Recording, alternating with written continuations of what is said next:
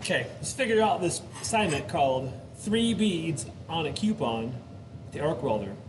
Coupon, again, is a small 3x3 square metal. I cut these for you, have in the booth ready to go. Got my slag hammer, need one of those, that's a must.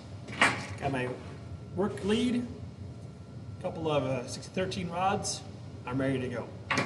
The idea now is to just get the electrode on the metal, and I kind of want to get just one bead of weld. Hold on, there it is. Start the electrode going, and a real steady all the way across. Looking for about a 1/4 inch wide, a 2-inch long path of weld. Okay? So I'm not going to weld yet. Just set up here real quick. Get my metal where I can see it. So my machine is turned off. I'm going to get my welding gun in the way.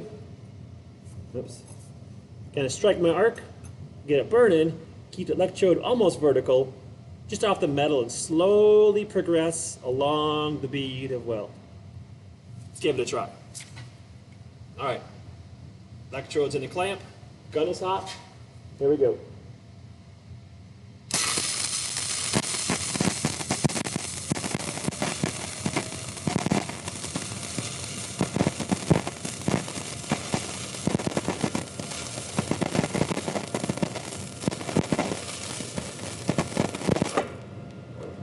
And make sure to right away, not to weld, clear the clamp, never put it down with the metal electrode in the clamp.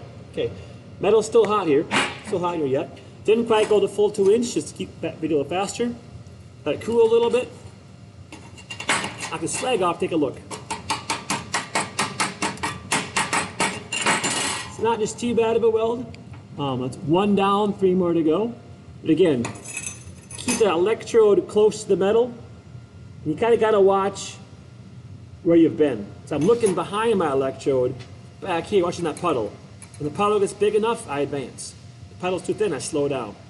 So base that pace off your puddling.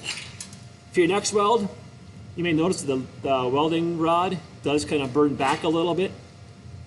How do you fix that? It's going to kind of roll that burn back off a little bit. Expose that metal electrode lead.